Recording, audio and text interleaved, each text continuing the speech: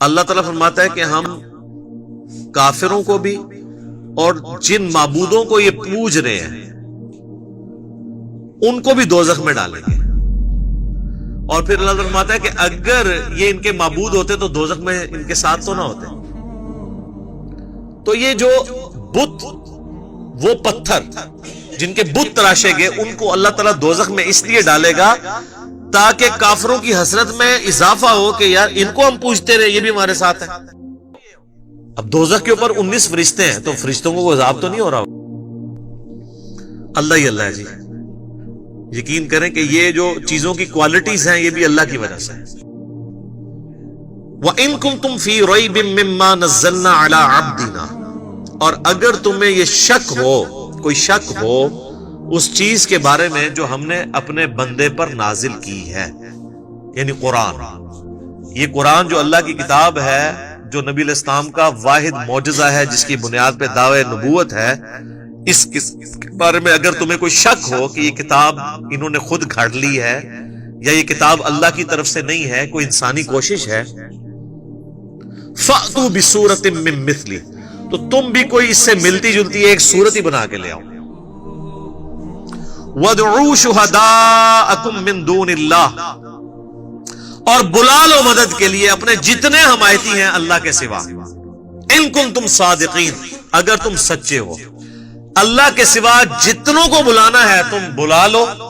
جنوں، بلکہ سورہ بنی اسرائیل میں تو آتا ہے کہ سارے جنوں انس بھی مل کے اگر اس طرح کی کوئی کتاب بنانا چاہیں تو کتاب نہیں بنا سکیں گے. اچھا، یہ قرآن حکیم میں مختلف جگہ مختلف یعنی چیلنجز آئے ہیں. سورہ ہود کے اندر بھی، سورہ یونس میں بھی. سورہ ہود کے اندر تو 10 صورتوں کا ذکر ہے کہ 10 صورتیں بنا کے لے آؤ اگر بنا سکتے ہو. سورہ یونس میں ہے کہ ایک صورت اس سے ملتی جلتی کو بنا کے لے آؤ، ایک صورت بنا کے لے آؤ. یہاں پہ تو آخری چیلنج ہے کہ کوئی ملتی جلتی، چلو اگر مکمل نہیں تو کوئی قریب قریبی کوئی صورت بنا کے لے آؤ. تو یہ کوئی مشکل کام تو نہیں تھا. قرآن حکیم کی تو ایک بڑی چھوٹی سی صورت ہے، سورۃ الکوثر. انا اعطیناک الکوثر فصل لربک وانحر ان شانئک هو الابتر.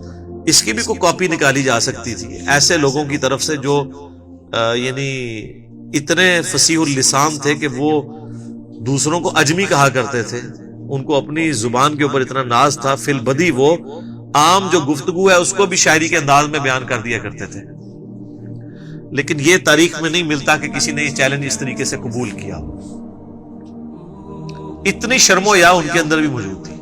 ویسے آج کل کچھ لوگوں نے تب آزمائی کرنے کی کوشش کی ہے، وہ صورتیں بنا کے اس کو ملتے جلتے الفاظ کے ساتھ پھر قرآن کے سٹائل میں اسے تلاوت کر کے یوٹیوب پہ اپلوڈ بھی کیا ہوا ہے. اس میں میرا ایک کلپ بھی آیا تھا، آپ یوٹیوب کے اوپر دیکھ سکتے ہیں، اپلوڈڈ ہے. قرآن سے ملتی جلتی جو صورتیں ہیں اس کے حوالے سے. تو میں نے بتایا تھا اس طریقے سے نہیں ہے. یہ جو اس کی ججمنٹ جو ہے وہ عربی لنگوسٹک کے لوگ کریں گے. صرف اس سے ملتے جلتے الفاظ کے ساتھ کوئی عربی کا کوئی لٹریچر سامنے لے آنا یا خود لکھ لینا یا کوئی شاعری کر لینا، ظاہر ہم اجمی تو جج نہیں کر سکتے. ہاں، اجمیوں کے لیے ٹیسٹ یہ ہے کہ آج کے دور کا ہمارے پاس جو سب سے بڑا ٹچ سٹون ہے وہ سائنٹیفک فیلڈ کا علم ہے. اس کے اعتبار سے کوئی بھی قرآن حکیم کی ایک آیت بھی ایسی نہیں ہے جو اسٹیبلش سائنس کے خلاف ہو. اس ٹیسٹ سے آپ اسے گزار کے دیکھ لیں. لیکن وہ اسٹیبلش سائنس ہونی چاہیے، ہائپوتھیسز یا تھیوریز نہیں ہونی چاہیے. تو اس پہ بھی یہ پرفیکٹلی فلفل ہوگی. ڈاکٹر مورس بوکائل ایک فرینچ سرجن تھے، انہوں نے ایک اس کے اوپر کتاب بھی باقاعدہ لکھی ہے. مسلمان ہو گئے تھے، بائبل، قرآن اینڈ سائنس کے عنوان سے. اردو میں ترجمہ بھی ہوا ہے لیکن وہ بڑی مشکل سی اردو ہے اس کی. انگلش میں بھی ترجمہ ہوا ہے اس کا. بل وہ اسی رزلٹ پہ پہنچے ہیں کہ ساری الہامی کتابوں میں قرآن ہی ایسی ایک واحد الہامی کتاب ہے جس میں کوئی سائنٹیفک فالٹ موجود نہیں ہے. باقی کتابوں میں ایسی چیزیں ملتی ہیں اور ظاہر وہ اس لیے ہیں کہ وہ ٹیمپر ہوئی ہوئی ہیں، یعنی ان کے اندر تبدیلی ہو چکی ہے. اس میں اللہ تعالیٰ کی طرف سے منسوب نہیں کیا جا سکتا. یہ کتاب محفوظ ہونے کی ایک بہت بڑی دلیل یہ بھی ہے کہ اس میں آپ کو کوئی سائنٹیفک ایرر جو اسٹیبلش سائنس والی چیزیں ہوں، ہائپوتھیسز نہ ہو، وہ نہیں ملے گا. تو اگر تم سچے ہو تو اس طرح کی کوئی صورت ہی بنا. یہ اس زمانے کے لیے تو تھا وہ والا چیلنج. آج تک بھی یہ صرف عرب کے لوگوں کے اعتبار سے ہے، باقی اجمیوں کے لیے تو پھر باقی اعتبار سے بھی قرآن معجزہ ہی ہے۔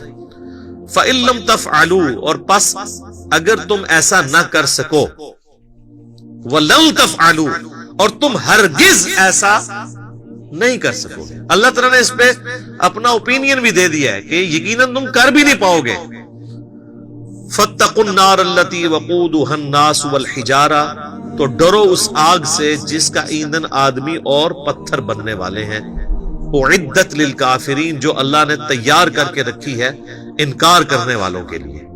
اچھا، یہ کافرون کا ترجمہ یا مسلمون کا ترجمہ جو ہے نا، وہ ہم عموماً تو کر رہے ہوتے ہیں مسلمان اور کافر، اصل جو ترجمہ ہے نا مؤمنون کا یا مسلمون کا، سر تسلیم خم کرنے والے، بات ماننے والے، اور کافر وہ ہیں جو بات نہیں ماننے والے۔ کوئی مسلمان بھی کافر ہو سکتا ہے اور کوئی کافر بھی مسلمان ہو سکتا ہے کہ کوئی صحیح بات مان لے۔ وہ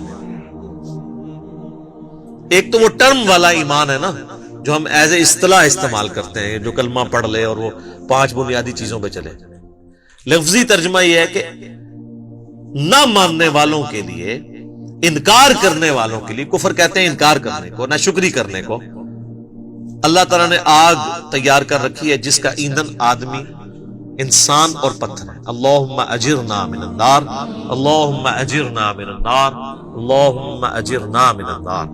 صحیح مسلم میں حدیث ہے، نبی علیہ السلام ایون نماز میں بھی جب کبھی آیات آتی تھی جہنم سے ریلیٹڈ تو آپ علیہ السلام اللہ سے جہنم کے اگینسٹ اللہ تعالیٰ کی پناہ طلب کیا کرتے تھے، اور جب جنت کی آیات آتی تھی تو اللہ تعالیٰ سے جنت کا سوال کیا کرتے تھے۔ یہ سنت ہے۔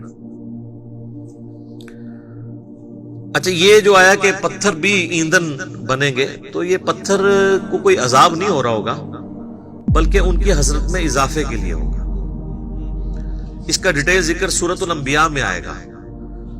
اللہ تعالیٰ فرماتا ہے کہ ہم کافروں کو بھی اور جن معبودوں کو یہ پوج رہے ہیں ان کو بھی دوزخ میں ڈالیں گے، اور پھر اللہ فرماتا ہے کہ اگر یہ ان کے معبود ہوتے تو دوزخ میں ان کے ساتھ تو نہ ہوتے۔ پھر کافروں نے اس کا بھی ٹھٹھا کیا، انہوں نے کہا اچھا اس کا تو مطلب ہے پھر عیسیٰ ابن مریم کو بھی دوزخ میں ڈالا جائے گا، کیونکہ عیسیٰ ابن مریم کی بھی لوگوں نے پوجا کی ہے۔ پھر اللہ تعالیٰ نے اس کا بھی جواب دیا، ریپلائی ٹو کے بغیر کام چلتا نہیں ہے نا، وسوسے اتنے ہیں، ریپلائی ٹو کے کلپ تو بنیں گے۔ وہ پھر سورہ الزخرف میں آیا، اللہ تعالیٰ نے یہ عیسیٰ کی مثال جو تم سے بیان کی ہے نا انہوں نے، تو یہ صرف جو ہے نا وہ حجت بازی کے لیے، پتہ ان کو بھی ہے کہ عیسیٰ ابن مریم کو دوزخ میں جائیں گے، وہ تو خود امام موحدین تھے اپنے وقت میں، توحید کے دائی تھے۔ قصور تو ان لوگوں کا ہے جنہوں نے عیسیٰ ابن مریم کے بارے میں ڈیوینٹی کلیم کی ہے، نہ کہ عیسیٰ ابن مریم۔ پھر انہوں نے کہا وہ تو ہمارے بندے خاص ہیں اور وہ تو قیامت کی نشانی میں سے ہیں۔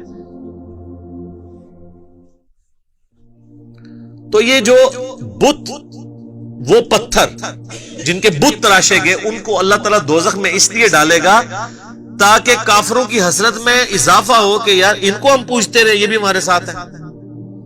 اس کا یہ مطلب نہیں ہے کہ وہ ان پتھروں کو عذاب ہو رہا ہوگا، بلکہ وہ پتھر تو الٹا ان کے لیے خود عذاب بن جائیں گے، کیونکہ جب پتھر گرم ہوں گے تو وہ تو گرمائی زیادہ فیل ہوگی۔ پتھر بھی لوگ گرم کر کے ان سے بھی ہیٹ حاصل کرتے ہیں نا، وہ تو ان کے لیے ہو۔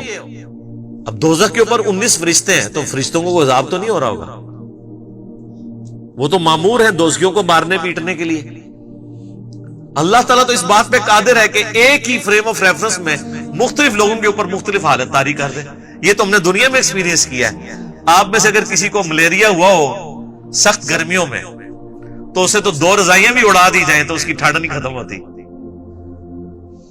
باقی تو گرمی سے اف اف کر رہے ہوتے ہیں، اور اس کو ٹھنڈ اتنی لگی ہوتی ہے کہ وہ کہتا ہے میرے اوپر اور اڑاؤ۔ ایک ہی جگہ پہ ٹیمپریچر بے شک 40 تک پہنچ چکا ہوا ہے، اس کو ٹھنڈ لگ رہی ہے، حالانکہ ایکچوئل وہاں پہ گرمی ہے۔ تو یہ اللہ تعالیٰ ایک فریم آف ریفرنس میں دنیا میں ایسی چیزیں کر کے بتاتا ہے کہ 2 مختلف بندوں پہ ایک ہی جگہ پہ 2 مختلف حالتیں طاری ہو جاتی ہیں۔ اللہ ہی اللہ ہے جی، یقین کریں کہ یہ جو چیزوں کی کوالٹیز ہیں یہ بھی اللہ کی وجہ سے۔ اگر اللہ تعالیٰ کا امر اس کے پیچھے سے ہٹ جائے، آپ ساتوں سمندروں کا پانی بھی پی جائیں آپ کی پیاس نہیں بجھ سکتی. اور اگر آگ کے جلانے کی خاصیت اللہ تعالیٰ چھین لے، آپ پوری زمین کے درخت بھی جلا لینا، آپ ایک روٹی بھی نہیں پکا سکتے، کیونکہ وہ خاصیت ہی جب اللہ تعالیٰ لے لے گا. تو یہ دوزخ میں ان کافروں کے ساتھ پتھروں کو اس لیے جلایا جائے گا تاکہ ان کی حسرت میں اضافہ ہو، نہ کہ ان پتھروں کو عذاب دیا جائے.